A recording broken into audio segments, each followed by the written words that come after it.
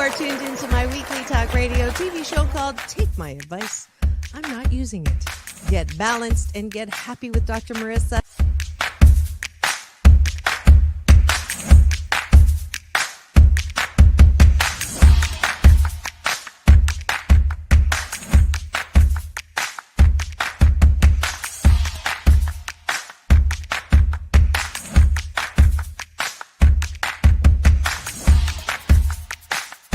And this show is about hope and happiness. So there's no gossip, no scandal. Instead, I want you to focus on your own reality show and how you can be happy 88% of the time. So I have shows and topics.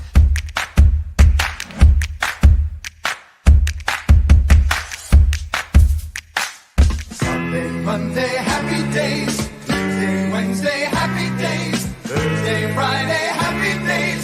Monday, Tuesday, Happy days. Wednesday, Thursday, Happy days. Friday, whatever. Happy days. What a day.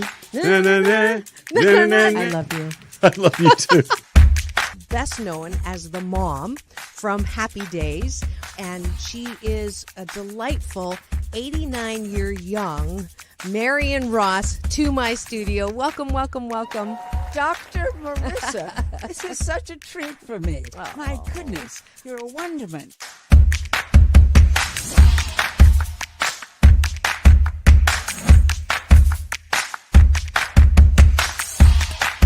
Which is exactly the kind of guest that I like. Those who have gone through life, good and bad, and then taken those experiences to alchemize them into the person they are now and doing good on the planet. I'd like you to welcome Corey Feldman. If you're grateful for it and you say right away, thank you, God. Oh, my God, it's so beautiful. I'm so blessed. Thank you, thank you, thank you. Then guess what? More good things will come to you. Does this sound familiar at all?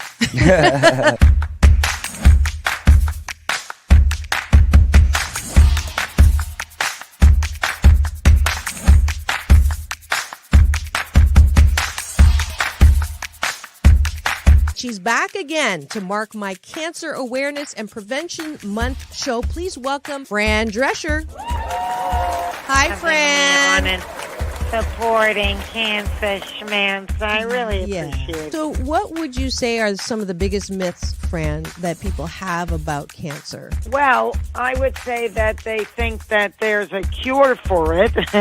Okay. Instead of a cause for it.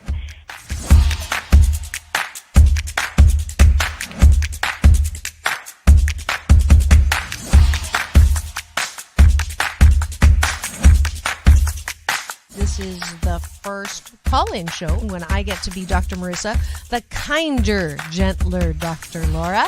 And people call in to get their life tires balanced and their critical thinking or their BS, their belief systems, smog checked.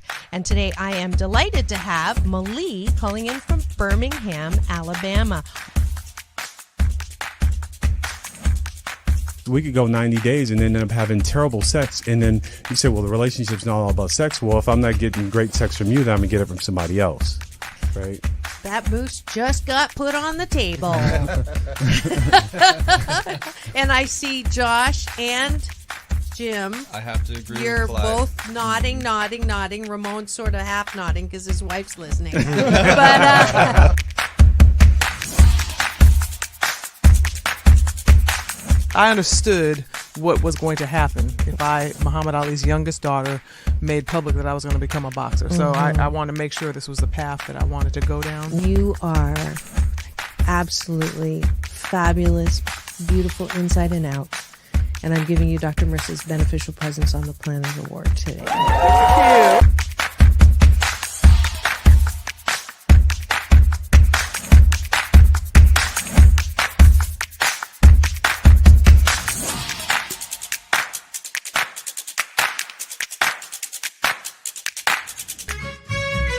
Just sit right back and you'll hear a tale of a fateful trip that started from this tropic point. When I go, I'm gone. Are you lonely? No. Nah, I knew that was going to be But the answer. I surround myself with people. I mean, I'm always the one cooking for things. Or I'm always the one that decorates first and come to my house. All the orphans that have no place. I'm going to have no place to go, so I can come over. Come on over. And life is so amazing if we can see it. Jump off that exhausting hamster wheel and into balanced living with Dr. Marissa. Promise you joy in the mystery. Dr. Marissa, also known as the Asian Oprah. Her mission, to be a beneficial presence on the planet. Her purpose, to be your personal advocate to live, laugh, love, learn. Her life motto, don't die wondering. Take back your life with Dr. Marissa Pay.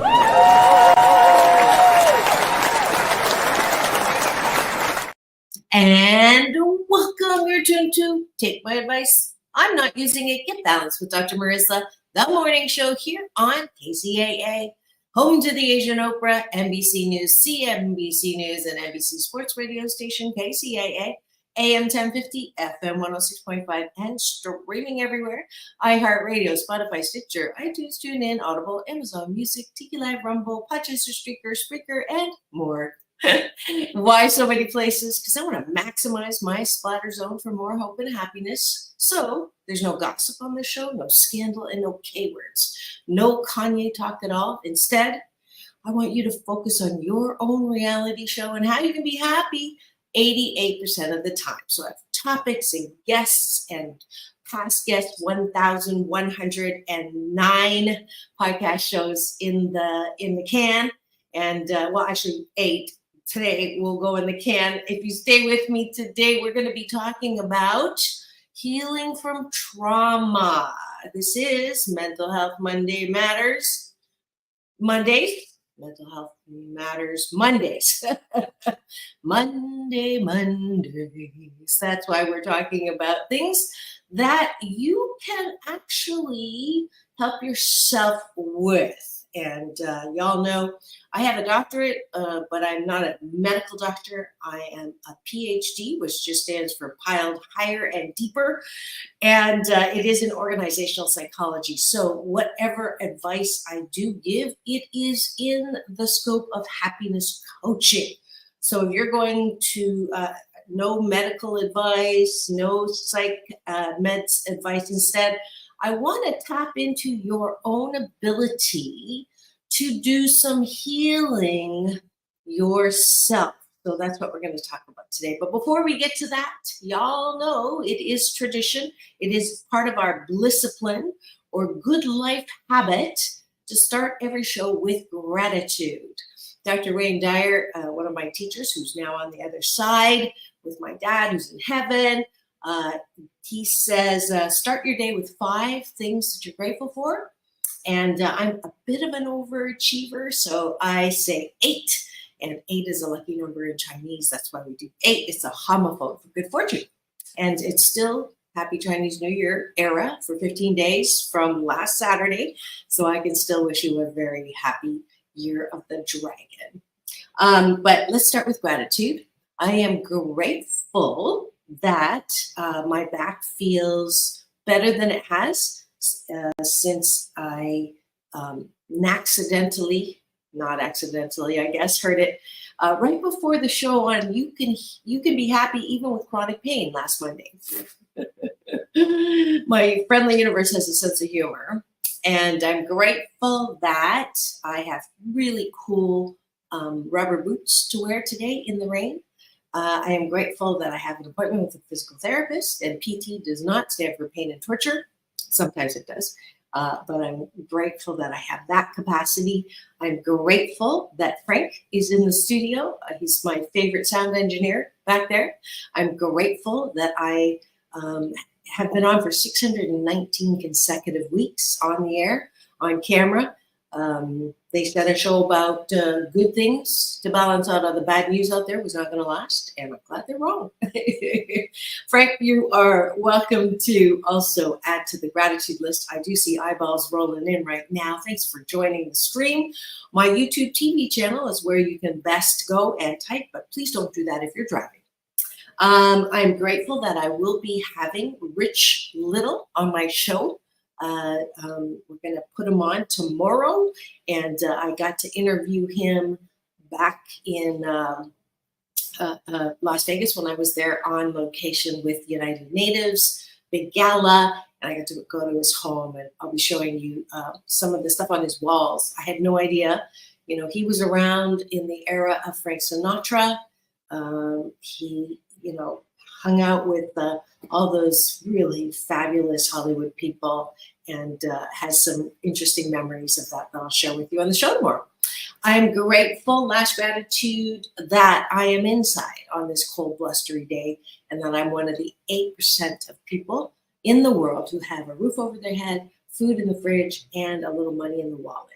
So I hope that you are grateful for all those things as well and more. That's the top of the bun. We're going to go to the bottom of the bun, which is now, what do you like about yourself? What do you appreciate about yourself? And the reason why we do this is it is my BS, my belief system, that when you are grateful for things about yourself, you're less likely to be rocked by what's going on outside. Because you know who you are, you know that you're 88% fabulous and 12% you step in it, imperfectly perfect. And that's why we do this exercise at the bottom of the bun to isolate those things, the adjectives that you can describe about yourself. So please feel free to play along here. And oh, good. Frank he usually does the gratitude, not the appreciation, but I'm glad to see he appreciates his creativity. Awesome, Frank. And I appreciate my creativity, that it gets to be expressed in my fashionista-ism. I appreciate my ability to just work through pain, mental, emotional, physical. And I like saying, you're a trooper, Mama. I'm a trooper. I appreciate my ability to be a good mom. I'm not perfect, but I'm a heck of a lot better than my mom was. And that's our only job, is not to be perfect as parents, but to do better than our parents did. I appreciate my ability to laugh. I just love to laugh, and it's my favorite sound in the world. I appreciate my ability to see the funny side of things and not take things so personally, for sure. And I'm giggling because, Frank, you know that I've started dating again. First time in 7 years. I went on my 4th date. I was wrong. I thought this was my 3rd date, but it was my 4th date. And super nice guy. Was such a gentleman again. Picked up the check when he went to the bathroom. Great restaurant, Aji on 4th Street in Long Beach. Give them a little plug. Great Peruvian food. And I thought we had a great conversation. I didn't necessarily feel any, no fluttering or anything, but super nice guy, a lot of things in common, life experience, and then what we do for a living. And like 9 o'clock, I was waiting for let's move to get a coffee or a drink somewhere. And he says, I gotta go. I have to go. My bedtime is 9:30. It wasn't even 9 yet. And he goes, what time do you go to bed? I go, about midnight. And he goes, what time? Well, I get up at 6. And he goes, what time do you get up? I go, 6.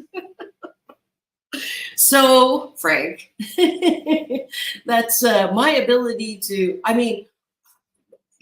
I'm so appreciative of my new outlook on dating. It's like really not a big deal when there isn't anything. It's not a waste of my time. I really enjoy getting to meet different people. So I appreciate my ability to put myself out there again and sort of laugh at when things are, obviously this is I hope this is, I'm not going to generalize, but I was told that if I didn't, if I dated people who were much younger, then all they wanted was blank. And if I dated men who were older, then, that's more what I'm looking for. But we definitely are finding that the older ones don't have as much energy as I do. I'm not going to say all of them. So I'm still on the hunt, on the lookout for the one who matches me. So, all right. And that's it for Having Breakfast with Dr. Marissa, a discipline that I promise if you do for 28 consecutive days, you will sandwich your day in the most positive way. Thanks for joining me for breakfast.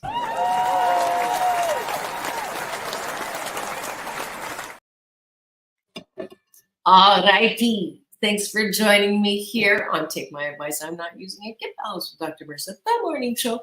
And the topic today is trauma and healing from trauma.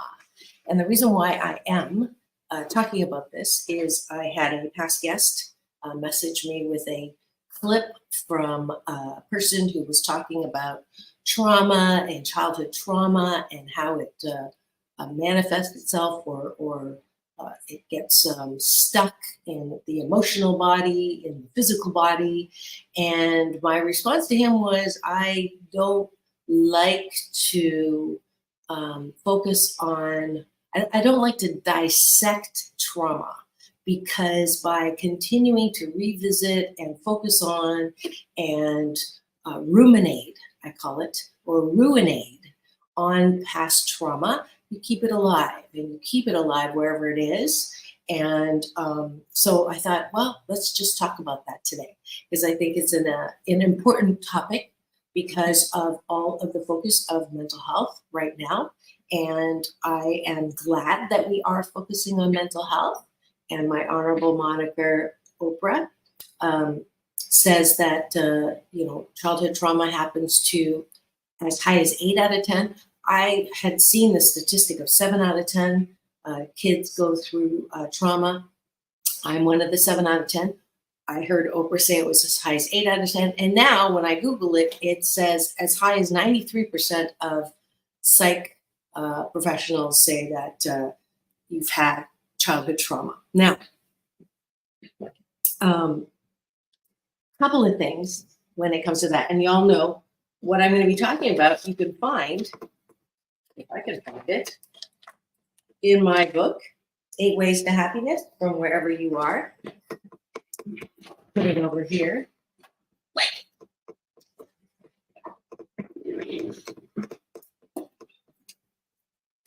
And it is self-help on steroids. And I do have you look at trauma.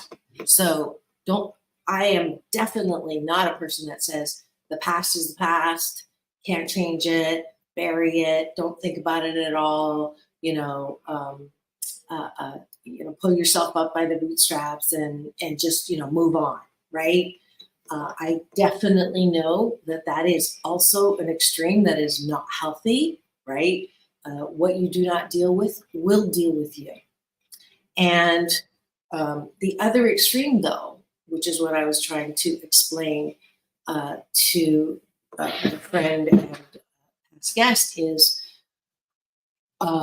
there is such a thing as over-analyzing, that's a good word, over-analyzing what has happened to you.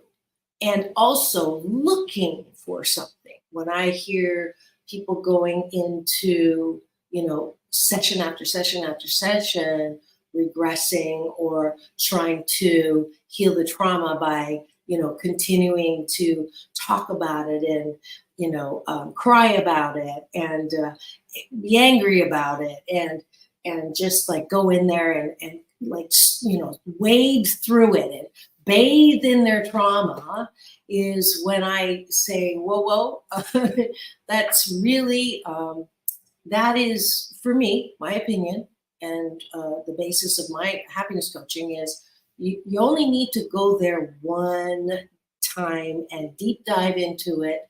And, the analogy I use is everybody has that black hole that is in front of them that you don't want to go in there because you're afraid of what will happen, like Humpty Dumpty.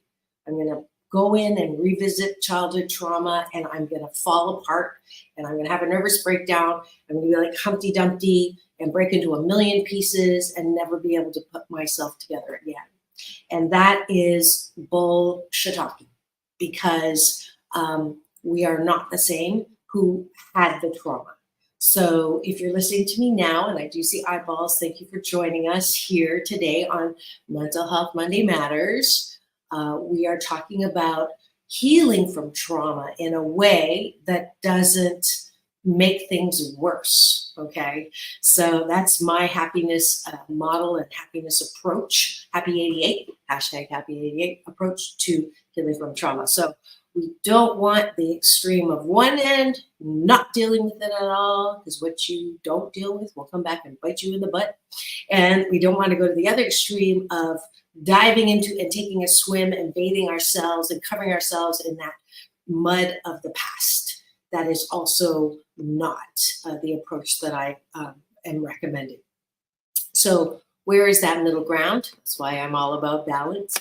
That going in one time, like Humpty Dumpty, except you're not going to break in a million parts, requires, it's always good to go in there with a friend or with a coach or with a therapist or with someone who can help you realize that you are not that person who had all of that trauma in the past. You're not the same person.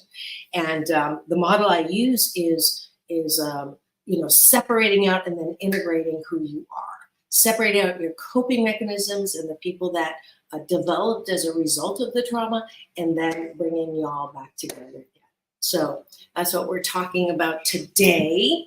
And if you have any questions or if you have any examples from your own life and you'd like to share it in the chat, please do. I can make you anonymous, but that is what we're doing. All right. I do love my coffee in the morning. All right. So I'll use myself as an example. I thought there was a person coming down off of the balcony on the other side. That scared me. They're just cleaning their rug. Okay. So that's what we're doing. We're cleaning our rugs. You go into that hole that you're scared of going to. And I'll just use my personal example. This is all in my book as well. And anybody who would like an audiobook copy of 8 Ways to Happiness today, on Mondays, that's when I give it away. And just go to drmarissa.life, put in your email, and I'll send you the promo code of how to get a free audio book copy of the book. All right, so the exercises, this is all from the exercises in my book. We're obviously not going to do the whole book, but today I wanted to start you off on this journey to healing if you've had childhood trauma. So first I'm going to appeal to your mind and just ask you this question, because this dawned on me. I gave you the statistics.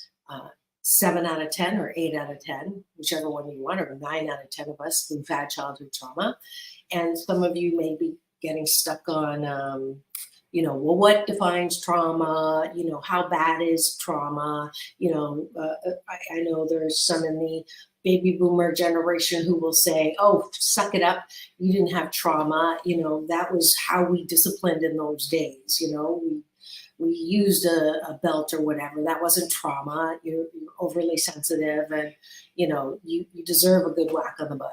Okay, so I've heard that too, and I'm not here to argue or define in general what trauma is. For me, if you have really sad feelings about your upbringing, or about your experiences as a child, however big or small they may be, okay? There's no, official, well, there probably is. I wonder if they do define trauma. You know me, I love to research stuff. So let's take a look at what trauma is defined as, even though I said I wasn't going to, but I'm just curious now. It says a deeply distressing or disturbing experience, a personal trauma like death of a child or injury, emotional response to a terrible event like accident, rape, or natural. Okay, let me put in childhood trauma and see if that changes anything. Childhood trauma. Oh, there's a test. Okay. Let's see, is there a definition here? What is childhood trauma? Can occur when a child witnesses or experiences overwhelming negative events in childhood. Many childhood experiences can overwhelm a child. Okay, the experience here, NIMH defines it as the experience of an event that is emotionally painful or distressful, which often results in lasting mental and physical effects. Okay, that is the definition we're going to be using. And let's see how long this, if it's a short test. Let's see, childhood, let me put in short childhood, because I want to get to the tools, but I think this is a good thing to, let's see, it's a short one. 10 question quiz, short, I like it. Here we go. 4 minutes, table of contents. Okay, quiz. Let's see, get started. Oh no, Charlie Health. No, where's the test? Okay. Take the test. Back to the library. Get started. If this doesn't work, we're gonna. Okay, that's not gonna happen. All right. Well, we tried. For me, my definition of childhood trauma is when you have something happen to you when you were a kid that you break down as a child. So for me, I was physically beaten and I was told I'm fat, ugly, and clumsy. That message was daily, if not hourly, and that I disappointed and was a horrible daughter, and that I was an extreme disappointment to my mother, and she did the best that she could, and she had her own trauma. But right now we're talking about my trauma. So I want you, if you're willing and you really want to do something different, instead of taking that trauma with you for your present and spewing it onto your future, then just play along with me here. And I'm here with you. I'm holding your hand virtually. And we're taking a flashlight and we're jumping into that hole, that big black hole that nobody wants to go into. And we're going to shine that light down in that hole to find the bottom. So you're not going to fall forever. You're not going to lose it. You're not going to end up in a psych ward. You're not going to break apart into a million pieces like Humpty Dumpty. But if you want to heal from trauma, you do have to go in one time, and all the way in. So I'm using this as a contrast to traditional, which is why I don't do traditional therapy, and not all therapists do this, but I know that if I purposely am not licensed as well, because I don't believe that you need to talk about your trauma for 10 years, and that every time you revisit that trauma, you are back to where you were as a child, and you cry and you're angry and you cry and you're angry. To me, that I knew was not the way, because that's what I would first not deal with it at all and just drink over it or eat over it or stuff it down and, achieve over it, anything to stop thinking about that pain. And then on the other hand, when I said, okay, I have to deal with it, I was over dealing with it and just constantly. And what would happen was I'm a happy drunk or happy, drink, and you're all happy. But then I would reach that certain point, and then it was, she did this to me and this to me and this to me and this to me. And it was just like huge pity party. And it took a couple of decades of doing that to realize that that was not the best way to deal with my childhood trauma. So I'm encouraging you, you don't have to do this now, but you can do this. Please do get the audiobook and do it along with me. I speak the entire book and we do the exercises. So the first thing is, when you're jumping down there to the pain, to know that you're not going to break apart, to know that this is a healing treatment, to go back and be that person, that little girl, and get in touch with the one who was super sad. Because a lot of us, they call the inner child.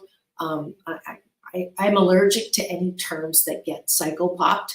So I just call my little sad girl. And when we've had childhood trauma, you will develop a little girl inside, and I call her Sarah. I just named her that. I have clients who call it sweetheart. You pick a name for that sad little girl who experienced all of those things that were hurtful, whatever it was. Abandonment, bullying, ridicule, abuse, mental, emotional, physical, whatever it was that separated out the little one who got really, really hurt.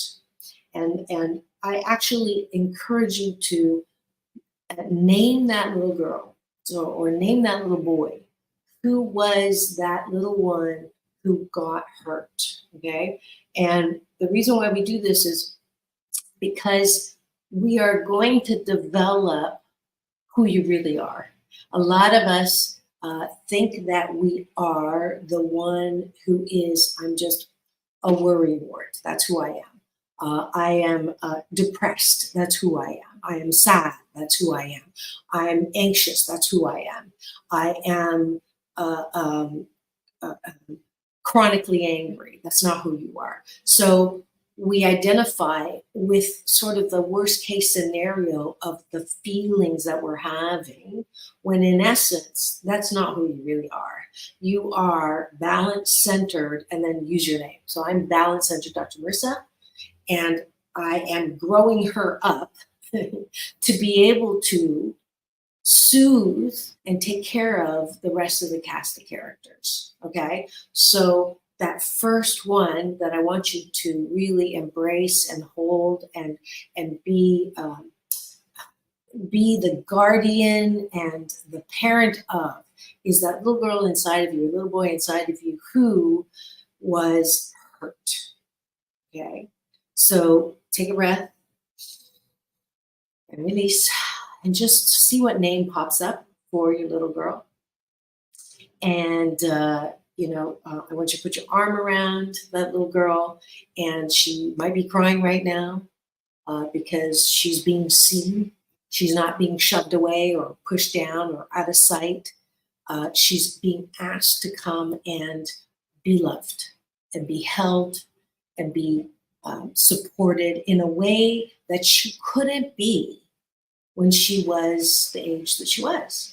So from my first recollections, I guess it started when very early until, until I left the house, really, 17, So for 17 years, that little girl had no one to take care of her, had no one to protect her from the abuse. And so one of my jobs now as a balance-centered parent is to nurture and soothe and take care of that little girl that was birthed and hidden from the abuse. So if you have any kind of recollection of being hurt as a child, I want you to now do that exercise and give me the name of your little girl. And that little girl is the part of you that is soft and sensitive and sweet, male or female. It is the side that is, loves hugging and loves new things and is sweet and is fresh. That's a part of you that everybody has. Now, when you've had childhood trauma and you don't recognize that soft side of you or that little girl, it makes you hard, makes you bitter. You don't have that. I have clients who, don't wear dresses because they don't feel feminine at all. They have developed a coping mechanism of being tough, and they are strong, and they'll hurt you before you can hurt me. That's another coping mechanism, and that entity is called the brat. So actually, there's two, but let me go back. So we have a name. My name for my little sad one is Sarah. I hope you have If you want to put the name in the chat, please do. And if you've just tuned in and you're wondering what's going on in studio today, it is Monday, which means Monday. And actually, rainy days and Mondays always get me. Hashtag up, hashtag unlimited possibilities. And I am Dr. Marissa, and we are talking about healing from childhood trauma on Take My Advice. I'm not using it. Get the house of Dr. Marissa.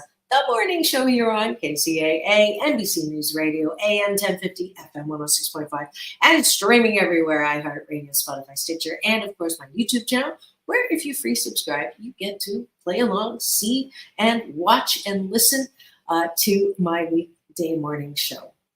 So we are now, we've got one of the coping mechanisms, which was the breakout of the sad one. And this was the one that I let play at least once a week. I have her, I give her the opportunity to cry. Sad movie, bubble bath, whatever it is. Sometimes I cry in meditation, usually tears of joy, but sometimes I get in touch with that little one who did get hurt. And it's a different way of connecting to the trauma because you're not unconsolable and you're not going to that, how could that happen to me? Why did that happen to me? How dare you? None of that. We're just connecting with the little one, giving her some hugs, giving her some, validation that balance-centered you, balance-centered Dr. Marissa, will never let anything like that happen to you again. So it's taking the child and giving it the reassurance that it did not get when it was in the state of not being able to do that. You can't do that when you're a kid. You don't know what's happening to you, and you're not responsible for what happened to you. And this is another BS belief system that I want you to hold very strong, is a lot of kids who have been abused. I know I went through the phase of, one, did it really happen? And two, maybe I did something to deserve it.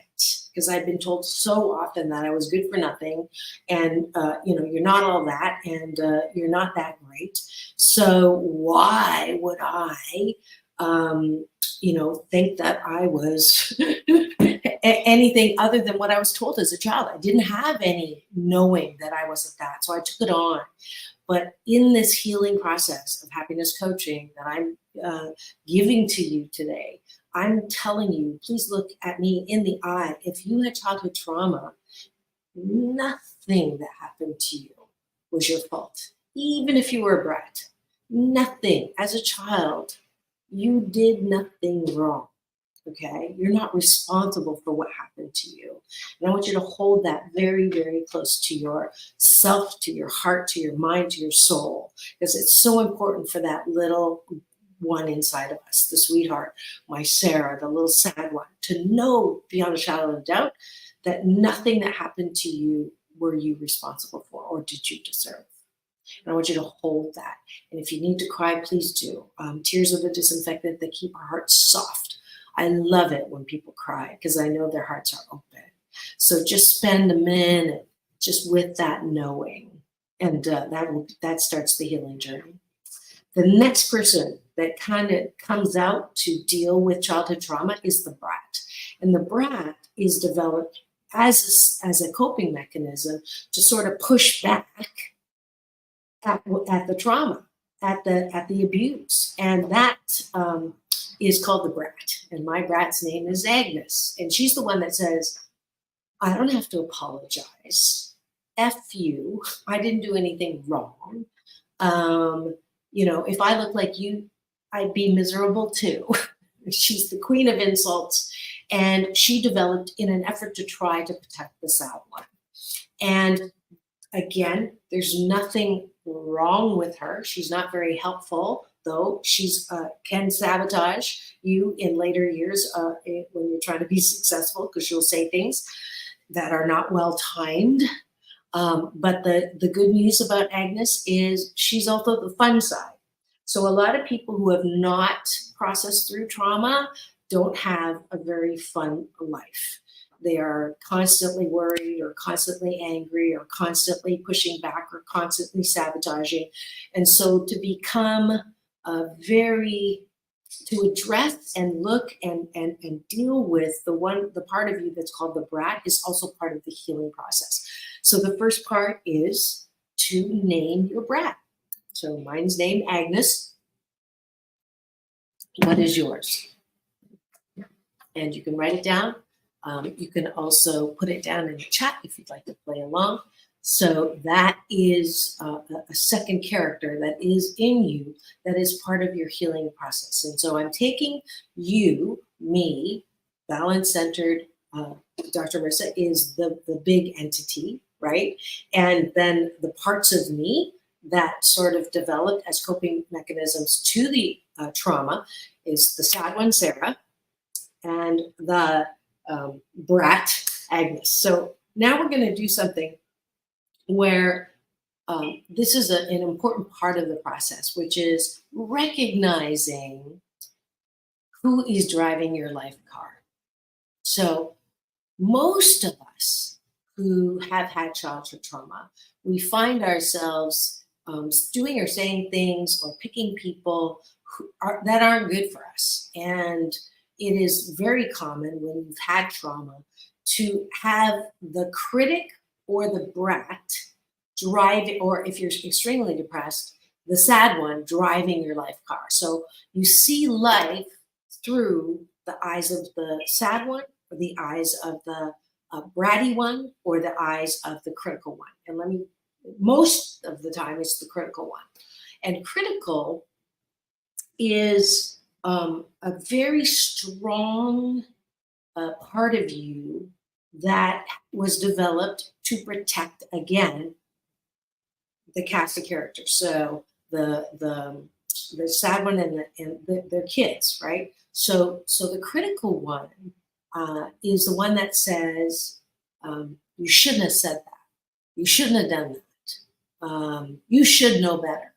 In essence, you internalize that person who was the most critical of you, and you take everything they say and internalize it, and then you collect criticisms from every other part of your life, and you create this giant critic that is literally suffocating the life out of you, because she's driving your life car like almost over a cliff. And this is where we have the power to remove the critic from driving your life car.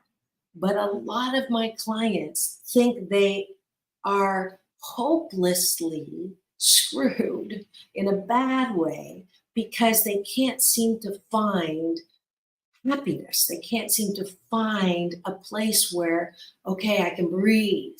I have some internal peace. I have peace of mind. I have peace of heart, because you've got your critic driving your car. So it's important to recognize who's driving your life car. And most of the time it is the critic. So I'm a motivational speaker. I go all over the world. I ask people, do you have a voice in your head that tells you you're not good enough? You'll never be enough. You're not worthy. You're not all that. Do you have that voice? Every place I go in the world, every language, I get people who raise their hand, and it's almost all the hands all the time. I've only met one person. She was on the show. I've interviewed her twice, who said, I don't have that voice, which is, a reflection of her discipline of being able to, I still have that voice. It's not as loud, but it is a voice that I recognized keeps me from being happy.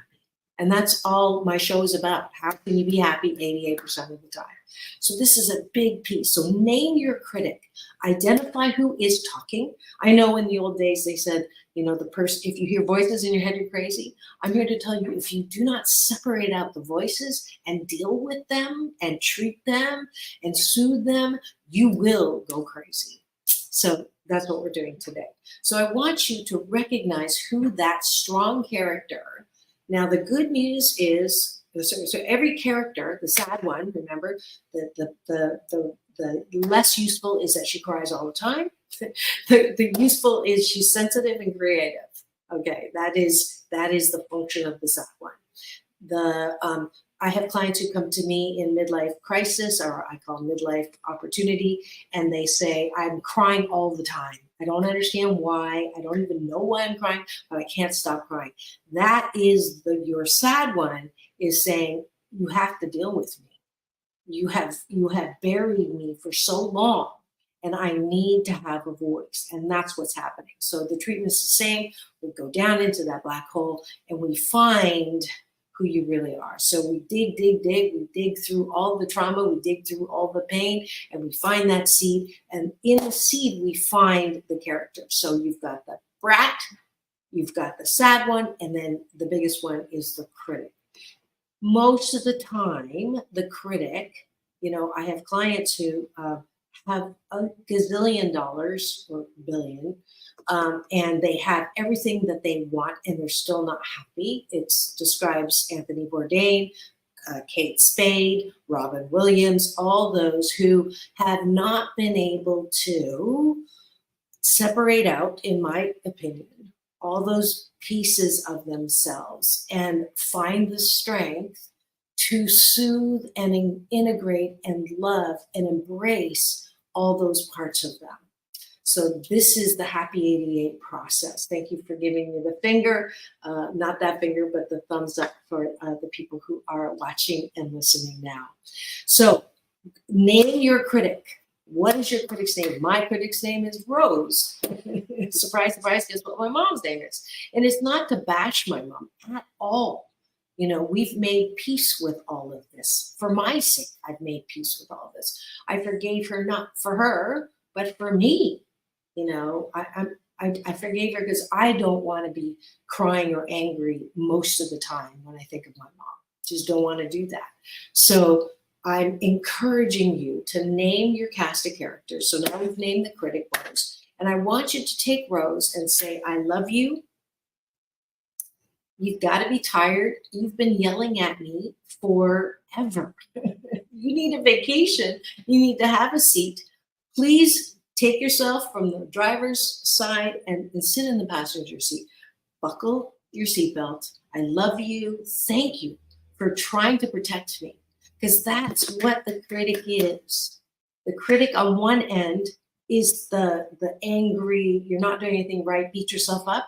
But on the other side, it is the protector. If we didn't have the critic, we'd be run over, right? We'd cross the road and cars are there. The critic is the one that's saying, don't do that.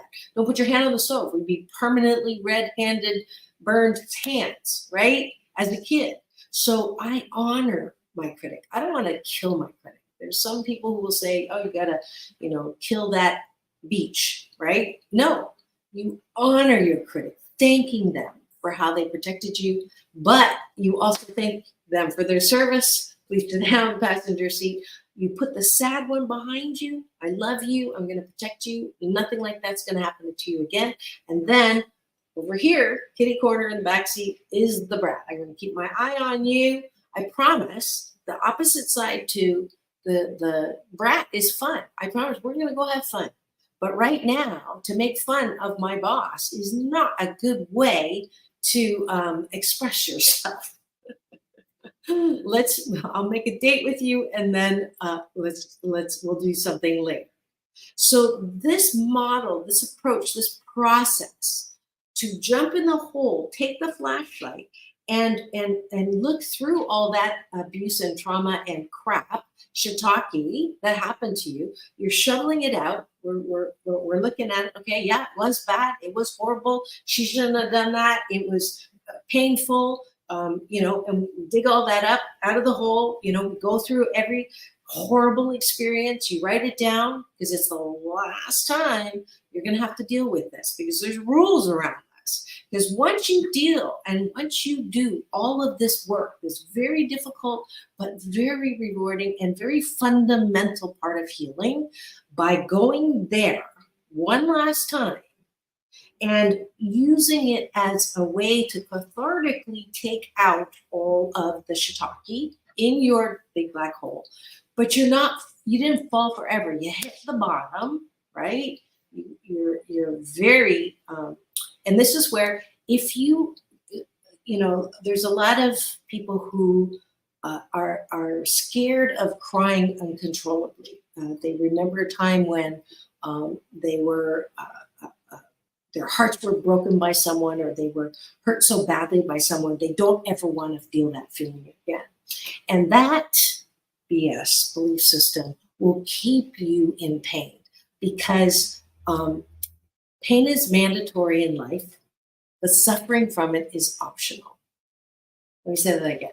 Pain in life is mandatory, but suffering from it is optional. And there's a point of crying where, if you allow yourself and don't apologize for crying and don't stop crying and just really allow yourself to feel that horrible feeling of uncontrollable, which is controllable, but you don't want to control it. You want to let it just, it's like the dam, right? You got to let that dam go. You got to be able to allow, and as you're crying, you can do it with a friend. You can do it. I have a giant stuffed animal. His name is Okie Dokie. And I just, or with your pet. They're wonderful support systems. You can do this on your own. You don't even need to do it, with someone. But it is easier when you're with someone. It just is, because sometimes, parts of you are going to take over that aren't the balance center, Dr. Marissa, and think, I can't take this, but it's not true. You can take it. It will subside. You will not cry forever. But depending on how much you buried it, you may be crying for a little longer. Okay. But it will not last forever if you treat it. The more years that you press down garbage, the more years that you suppress the feeling of the sadness and the trauma, the longer it will take to process it, and also the messier it's going to get. Because if you press down garbage, it turns to liquid, and then when you press down liquid, it turns into gas. The garbage disposal, when you press down garbage like that, and then you're going to have gas heaping. And the worst part is you don't smell your own gas, but everybody around you smells your gas. And that's usually a symptom that you have not dealt with the trauma. Okay? So please do yourself this beautiful service of dealing with the pain in the most compassionate way, and you can use your muscle of choice. That's the thing. A lot of us who have I need to attend to my mental health. I get it. So how do we do it? We call up somebody, go to the doctor, I need drugs. Or, you know what, I'm going to go to the gym every day and I'm going to pound out my frustrations and my anger. Okay. But it is temporary. For me, this is my BS, my belief system. The only way to heal from pain is to go through it, because when you go through the pain, out the other side is the power. So I am encouraging you. This isn't the only way to do it. There's many different ways. There's many different healing methodologies that are out there. Find something that works for you. My real extreme hope is that you do something. Don't let another year of unconsciously living with pain and having it come out sideways. Please don't do that, because time is a non-renewable energy, and we can't get this time back. So that's why we're doing this on Mondays. All right. So you put the critic in the passenger seat. You put your sad one behind you. You put your bratty one behind here. And now you, balance-centered person, begins to soothe and operate. It does take a little time. You're not going to be talking to these not entities, but parts of you always. Although there's nothing wrong with that. I mean, I recognize that when I take things personally, that's my sad one that is front and center. It's not my balance-centered Dr. Marissa, because she knows that everybody is where they are. And when someone accuses of me of being uncaring, And my sad one will say, oh my God, I got accused of being uncaring and that hurts. And once again, I'm getting accused of something that I'm not, and it's not fair. And then the critic will, and then the brat will come out and say, well, if I look like you, I'd be miserable too, not helpful. And then the critical one will say, see, they saw through your BS. You're not all that, and you think you are, but if people really get to know you, you're not all that, and you're not anything close to what you think you are. And there's the critic driving the life car. And it is my job, my discipline, my work to say, I am balance-centered, Dr. Marissa. I know 88% of the time I'm caring. 12% of the time I'm human and I'm not caring. 88% of the time I am smart, but I just did something really stupid. That's 12% of the time. I did that on the last flight. I asked the person beside me, so where are you headed to? The same plane, we're headed to the same place. But that's the 12% of me. Most of the time I am smart. So the balance-centered you is the one that you got to work the muscles for every day. That's why we do the breakfast sandwich, taking a bite of my gratitude sandwich. We exercise our ability to know who we are. I know who I am. 88% of the time I'm fabulous. 12% of the time, step in it. And I'm okay with that. So when the voices are talking, it's a tool to use to begin to soothe those cast of characters so they are not driving your life car into the center divider on the 405. All right. I hope that's been helpful, because the next step is to take all of that shiitake that happened and put it back in the hole and say, as a direct result of what happened to me, all of that shiitake, what did it birth in me that I actually like?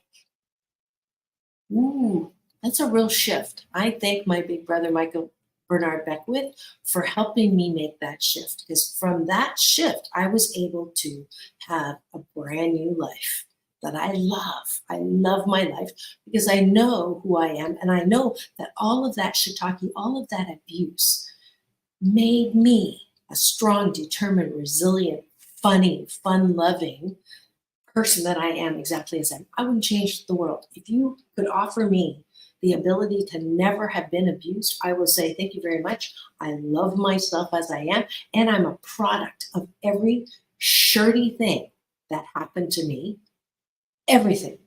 And that, if everyone if the 7 out of 10 of us, the 8 out of 10 of us who went through childhood trauma could come to that conclusion, we would have world peace, because I believe that a lot of the thrashing around we do is because we're still living in that trauma.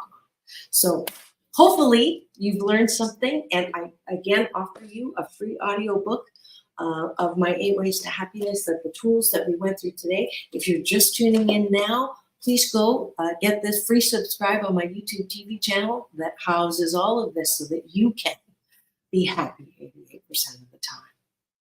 And that's it for today. Dr. Marissa reporting live from my living room, knowing that it's all about balance for you. Peace in, peace out, world peace through inner peace. Tomorrow is Rich Little, comedian and icon in the Impressionist world.